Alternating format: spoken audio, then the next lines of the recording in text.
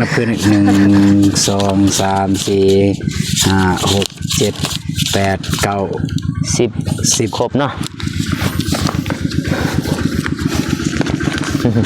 เอา50,000อีกแมนเพราะมันถือกระบุกกระพุนในร้านล้านกับ50,000ได้ขอบใจลุงหลายๆเด้อที่ฝากเงินทางมาให้อ้ายเบาโพดแล้วก็ให้อ้ายไปโพดมาเป็นสะพานบุญในครั้งนี้แล้วก็ขอให้ลุงจงอยู่เย็นเป็นสุขกายสุขใจขอให้สุขภาพแข็งแรงเด้ออายุมันคนยืนหรือว่าการเหตุการณ์สร้างหยังก็ขอให้ประสบผลสำเร็จในหน้าที่การงานเด้อขอให้อายุมันคนยืนเด้อสาธุ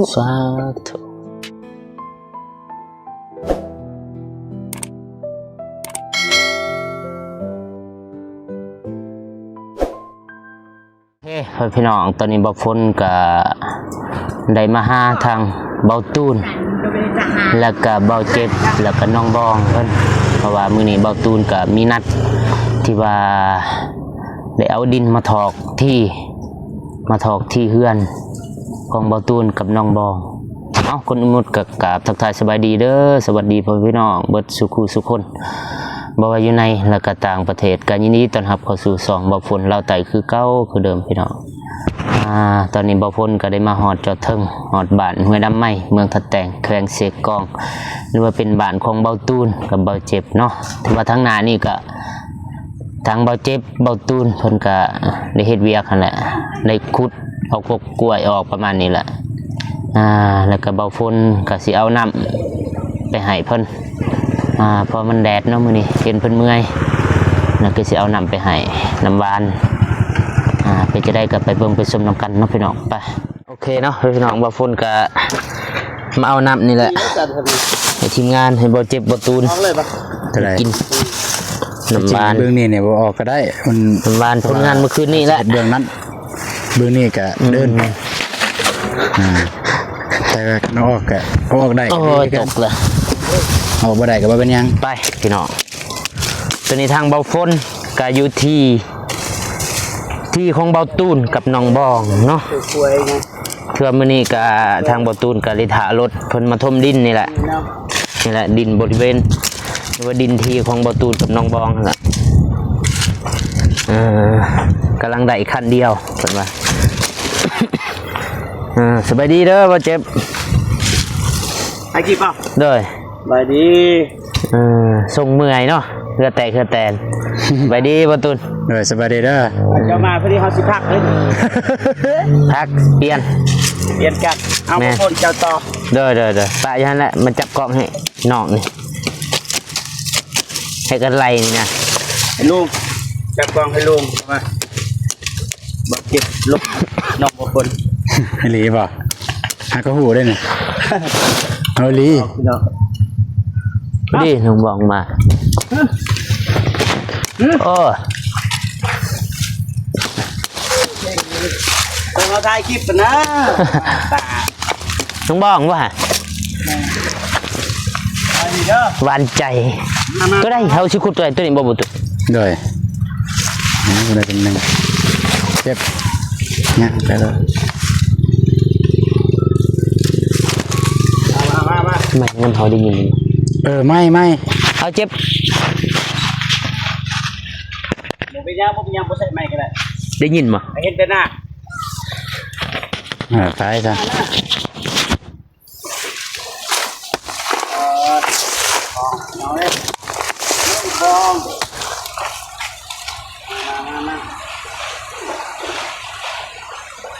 มันรถมาฮอด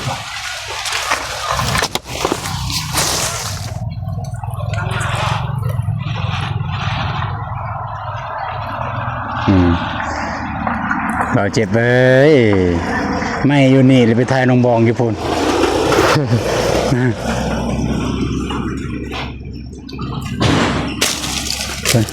เพิ่นถอดออกกูจ้ะเพิ่นถอดออกวะก็บอกเพิ่นถอดออก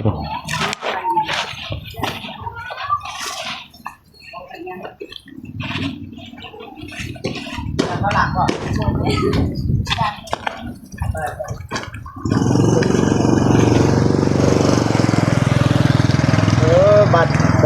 เฮ็ดเวียกแล้วขึ้นมาฮอดบอก เป็นใดมาจังไดเจ๊ฮะบ่ได้ไปใส่บ่มื้อนี้ บ่ แล้วเวียก ยัง อ้าวคือบ่ไป จะอ้ายบอกมื้อวานนี่เด้ ฮะ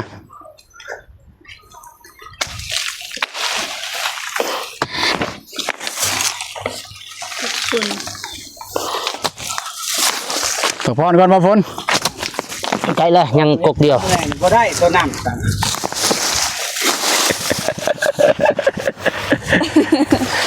ทอดแล้ววะทอดใหม่ป่ะหรือว่ายัง ไม่อะไม่บอกเลย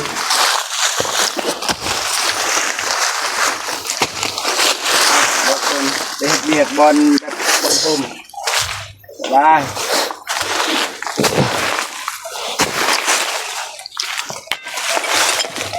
พอแล้วบอกคน เรียบร้อยเลย กูดูนี่ตัดออกเบิดแล้วกูกาแฟนี่นะบ่มีบอลหลบ ผู้ใด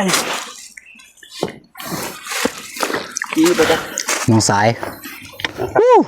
ผู้ใดนั่นเฮ้ยไพ่หันนั่นมันเป็นยังไงต่อ เอาให้ เปย์บ้างนั่นเลยเอ๊ะ ยืนดีๆนะ อย่าเฮ็ดคือกองก้อยไร ยืนกกนี่เป็นบ่นั่นแหละ น้องสายของบอตูน เพิ่นเป็นหยัง ปลูกกาแฟอยู่หลังเนี่ยน้อยเดียว ปลูกยามนี้นี่ เสียหยากดินอยู่หันในซ้ำดินที่บอตูนทมนี่บอลน้องมันปลูก กะจิตนะ ง่ามมันในกองบอลคน แม่นบ่ ไหมแจ้งเลยนะกองเฮาในขาคน ล่อบ่กองบ่ฝนล่ออยู่บ่ เอา โอเคขอบใจ ช่วยกัน บกกับใจ รอท่ารถมา แมน ไปเป็นนางทายอยู่ทันก็ได้ไป ไปนั่งท่าอยู่พุ่น นอนแดดเนาะ เอาออกเลย บองจับนี่เด้ออันนะ ลูกสั่งเด้ ฮะ สวยบ่ ยังบ่ได้เฮือนเฮาบ่สวยบ่ได้ คลำ ก็ละแม่ยังอันนี้เฮือนเฮา เฮานี่ก็ได้เดือน เฮือนพ่อแม่เจ้า บ่ทันได้เริ่มเทื่อเนาะ แต่ว่าถ้าไปยืน เพราะว่าดินเพิ่นกระทมบ่ทันแล้ว เดี๋ยวจับอันนี้อันนั้นได้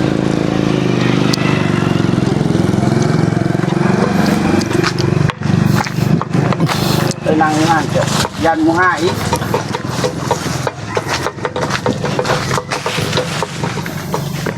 บ่หลบแดดบ่ มาเนี่ย หนาวทางเฮาละแดด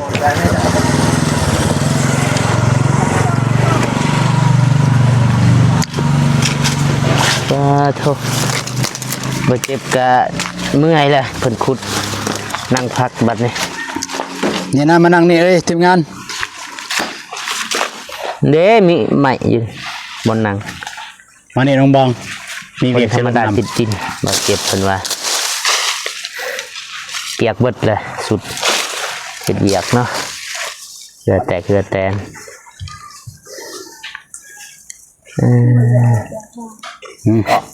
จังหน่อย เสือ มา เกาะว่า เอาอดดูดเอาลูกได้ สิไปหลบอยู่เขมรเพิ่นว่า เคยใส่เลยใหญ่เขาซื้อให้ เขาก็จะต้องได้ใส่เนาะ เขาซื้อให้ อืม ไม่ใส่บ่ได้เสียน้ำใจคันบ่ซื้อผู้ใหญ่เขาซื้อให้เด้ มานั่งตัดคลิปกัน บ่มาหลบแดดนี่โอ้ฮ้อน ไปนั่งท่าอยู่เฮือนบ่ กันอยู่เฮือนบ่เห็นรถมาอีกนี่อันนี้มากยังคือเอิ้นนี่มากภาษาลาวนี่มากยัง มักไข่ มักไข่เหรอ เออ บ่ตูนเอิ้นมากกะทิ มักไข่บ่ฮู้ว่าผิดหรือถูกเนาะเบิ่งเอาตามบางคนคือน่าจะแม่นมักไข่นะ อืม แต่ว่าทางเฮามักเอิ้นมักกะทิ อันมากกะทิ เป็นบ่ไข่ไก่ เห็น ประมาณนั้นแหละอยากขายคือกันน้องบองมายืนนี่ เอานั่งหลบฝนก่อนที่รัก เด้ให้น้องเพิ่นนั่ง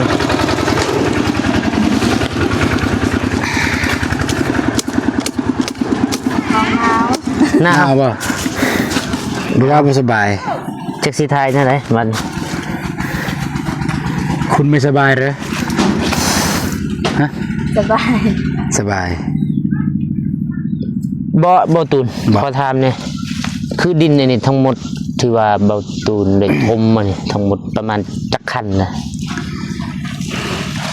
ดินมานี่นะมันบ่เห็นหน้า ที่ เมา เบี้ย ในญาน้องบองโอ้ย ทมในประมาณ ตัวเก่าใน20คัน แมนเศร้าแล้ว แล้ว20คันแหละ แมนแล้ว20คันแล้ว ว่าโถคือลายแท้ ก็ได้ในอีกซองนี่นะใน1ซอง 20คันแล้วสิเอาประมาณจักคันอีก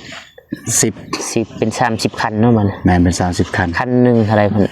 600,000 630,000พอดี10ปลายล้านเนาะ แมน18ล้าน 18 ชื่อว่าลายเติบนะ ลาย อันนี้เสาเองเนาะดินบล็อกอีก แมนเสาเดนบ็อกแต่ว่าเดนบ็อกนั้นบ่ได้ปกผู้ใหญ่ว่าFC ว่าคือบ่ปกแน่ว่าซั่นยานเด็กน้อยลิ้นคือแบบมันบ่ขนาดนั้นนะจะว่าเฮาแบบเฮาเคยเห็นนั่นแหละเวลาไปซื้อเขาก็วางไว้จังซั่นบ่มีใครเอาดอกอันนี้บ่แม่นประมาท แพนอะไรแพนอันนี้สิเฮ็ดสไตล์แบบใดเป็นเฮือนบ่เป็นหาน เฮือนห้าน สไตล์โมเดิร์นบ่หรือว่าบ้านๆแบบ สไตล์โมเดิร์น ได้แล้วบ่สร้าง ยังบ่ทันได้ซอกและสร้างนี่เพราะว่าเอาไปตามขั้นตอนนะสิซื้อหลังจากถมนี่แล้วก็สิซื้อแห่กับทรายมาซื้อแห่กับทรายมาก็ซื้อปูนกันได้อันนี้ครบเฮาจึงเว้าเรื่องสร้างเฮาจึงลองสอบถาม มานั่งนี่น้องบอง ว่าเพิ่นสิ นั่งนี่ มุกหนาวเนาะ จะตัดแดด หน้าบ่ เป็นกระป๋อมและตากแดด ฮะ เสื้อญี่ปุ่นเอาบ่เสื้อเวียดน่ะ เอาบ่เสื้อญี่ปุ่น บ่เป็นหยังจะตากแดดซื่อ บ่ฮ้อนอีกเด้การใส่เสื้ออันนั้นมันแดดตอนนี้ก็ครบหน้าครบตาเนาะน้องบองกับเบาตูนแล้วก็เบาฝนก็ถือโอกาสนี้มามอบเงินมาเป็นสะพานบุญให้พ่อคอนเนาะเบาตูน เงินนี่ยังอีก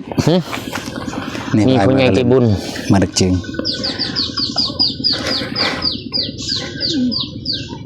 อีหยัง ว่าให้น้องบวงเบิ่งว่าตอนนั้นเมื่อดักจึงเป็น มานั่งนี่น้องบอง สิมอบเงินจำนวนหนึ่งหันบ่หลายดอกแต่ว่าพอเพิ่นก็ฝากด้วยน้ำจิตน้ำใจหัน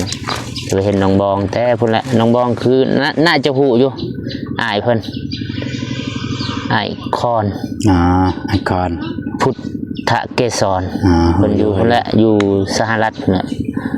เพิ่นได้โอนเงินให้เบาฝนแล้วก็ เราบอกให้เบาฝนมามอบให้ทางเบาตูนแล้วก็น้องบองจำนวน50เหรียญก็ตกเงินกีบอยู่กับประมาณบ่แม่นล้านปลายนี่เนาะปลายนิดๆล้าน50,000 เลย เนาะ แม่นประมาณนั้นแหละ แต่ว่าอ้ายเพิ่นก็บอกให้น้องหรือว่าให้เบาฝนเอาเป็นเงินดอลลาร์แต่ว่าบ่ได้แม่น แต่ว่าเอาบ่ได้เฮาบ่มีบัญชีธนาคารบัญชีเงินสกุลเงินดอลนั่นน่ะทางธนาคารเพิ่นก็เลยบ่อนุญาตมีแต่ว่าสิแม่นมีแต่ว่าสิแลกเป็นเงินกีบให้เลยเพิ่นว่าแล้วก็50ดอลให้เบาฝนมามอบทางเบาตูนแล้วก็น้องบองมีแต่ว่าเบาฝนก็สิมอบเลยแล้วตอนนี้เพราะว่าน้องบองก็ครบหน้าได้ตอนนี้อยู่กับเบาตูน เจอกันครั้งแรก เมื่อบ้านดักจึง อยู่ใส่ เมื่อดักจึงตั้งแต่มาดักจึง ยากเนาะจับเองนับเบิ้งประตู ให้นับบ่ เด้อ ให้จะนับ 1 2 3 4 5 6 7 8 9 10 11 11 โดย เรืออะไรสัน เบิ่งนับขึ้น1 2 3 4 5 6 7 8 9 10ครบเนาะ เอา50,000 50,000อีก แมนเพราะมันถือก ระบุกกระปุนใน 1 ร้าน ล้านกับ50,000เด้ ได้ รถต่ออีกบางย่านี่ใส่เขาก็โทรรบบ่แม่นรบกวนเนาะเพิ่นโทรมีเบียกก็เลยได้รับสายเพิ่นก่อน ก็เรียบร้อยเนาะบ่ฝนก็ได้มามอบเงินที่ว่าทางพอคอนบ่แม่นทางไอคอน ไอคอนเพิ่นได้มอบว่าได้ให้บ่ฝนมาเป็นสะพานบุญให้เบาตูนแล้วก็นางบองเนาะจำนวน50เหรียญหรือว่าตกเป็นเงินกีบก็ประมาณอยู่ล้าน50,000เอามีแต่ว่าฝากทางเบาตูนแล้วก็นางบองขอบอกขอบใจทางพอเพิ่นบ่แม่นพออายเพิ่น แล้วเงินจำนวนนี้เพิ่นให้เฮ็ดอะไร จำนวนนี้บ่แล้วแต่เพิ่นน้ำใจเพิ่นให้เพิ่นบ่ได้บอกว่าเฮ็ดหยังมีแต่ว่าให้เบาฝนมามอบให้เบาตูนแล้วก็ เป็น น้องบอ น้ำ ก ใจของอ้ายเพิ่นบ่ แม่นแม่ โอเคฮะสันก็ได้บ่ไหม ให้เบาตูนก่อนก็ได้ มันนั่งยากนะ จักสินั่งใดเลยนั่งแบบนี้ก็ได้ เปื่อน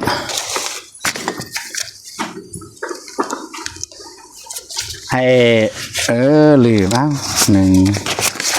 2 3 4 5โอเคเอา เราให้คนละ25แต่ว่าก็เงินนำกันนะคิดว่า เก็บแบงก์อ่ะแต่เอ้า น้องบอง25เหรียญเบาตูน25เหรียญแต่ว่าเราก็บ่ได้บอกแนวนั้นแต่ว่าเราให้เบาตูนกับน้องบอง50เหรียญหั่น เลย ก็ให้น้องบองเป็นคนถือ500,000เป็น500,000แต่เพราะว่าผู้ใหญ่จะประสงค์เพิ่นบางเทื่อเพิ่นแบบว่าให้ใช้สิเอาก็แบ่งกันคันว่าแบบสมทบเอาก็เมียนไว้ มาเด้อ เอาก็ ก่อนอื่นหมดก็ต้องขอบอกขอบใจหลายๆทางไอคอนในไลน์เด้อที่ฝากเงินมาทางบ่ฝนให้บ่ฝนเป็นสะพานบุญแล้วก็มาให้บ่าวตูนแล้วก็น้องบ้องได้ใส่ใจ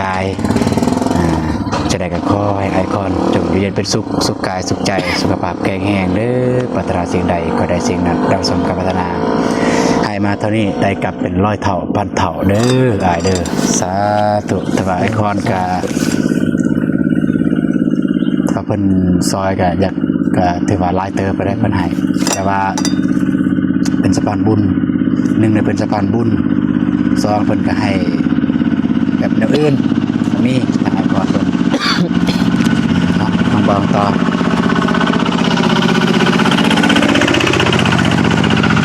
เสียงจากดังแน่เนาะเฮาอยู่นี่แหละเส้นทางรถไปมา ลุงบ่ ก็ได้ อายน้องบองน่าจะคุ้นอยู่น่าจะฮู้เพิ่น เยอะเพิ่นเคยโทรมาอยู่รู้ป่ะ บ่จื้อ โอ้ก็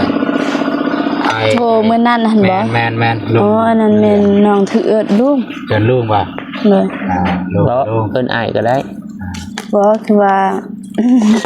อ้ายเพิ่นบอกให้น้องเอิดลุง โดย เสียว่าน้องบอกเดินลุงแต่ อ๋อ โอเคอะไรก็ได้เกินอะไรก็ได้ โดยก่อนอื่นหมดน้องก็ขอขอบอกขอบใจลุงหลายๆเด้อที่ฝากเงินทางมาให้อ้ายบ่าวโพนแล้วก็ให้อ้ายใจคนมาเป็นสะพานบุญในครั้งนี้แล้วก็ขอให้ลุงจงอยู่เย็นเป็นสุขกายสุขใจขอให้สุขภาพแข็งแรงเด้ออายุมันคนยืนหรือว่าการเหตุการณ์สร้างหยังก็ขอให้ประสบผลสำเร็จในหน้าที่การงานเด้อขอให้อายุมันคนยืนเด้อสาธุ สาธุโอเคเนาะเรียบร้อยแล้วบัดนี้ ขอบใจบางคน เลยขอบใจคือกัน ขอบใจที่มาซอยงานมาซอยขุดดิน ยังด้นเนาะรถถ่า แล้วถ้าทางนี้แหละแล้วถ้า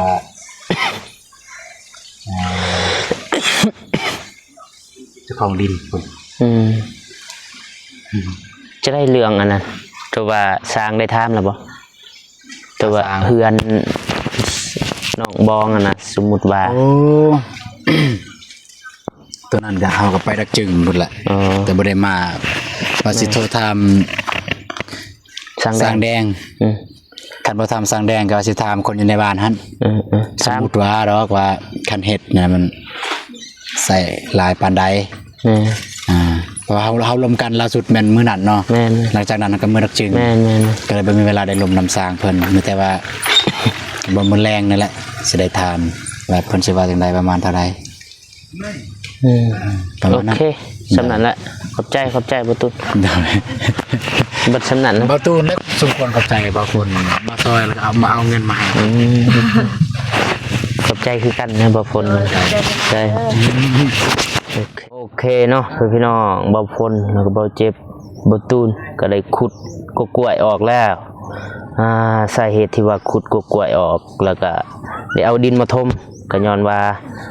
เป็นหยังเราต้องเอากล้วยออกก็ย้อนว่าทางบ้านเฮาหรือว่าศาสนาฮิตของประเพณีทางบ้านเฮามันจะคล่ำเพิ่นก็เลยได้เอากล้วยออกแล้วก็เอาดินมาถมนี่แล้วก็ปลูกเฮือนได้เพิ่นว่าตามความเชื่อถือเพิ่นเอาแล้วก็เบาฝนก็ได้มาเป็นสะพานบุญให้ทางอ้ายคอนพุทธเกศรเนาะเพิ่นได้ให้เบาฝนมาเป็นสะพานบุญแล้วก็ได้เอาเงินจำนวนหนึงจำนวน50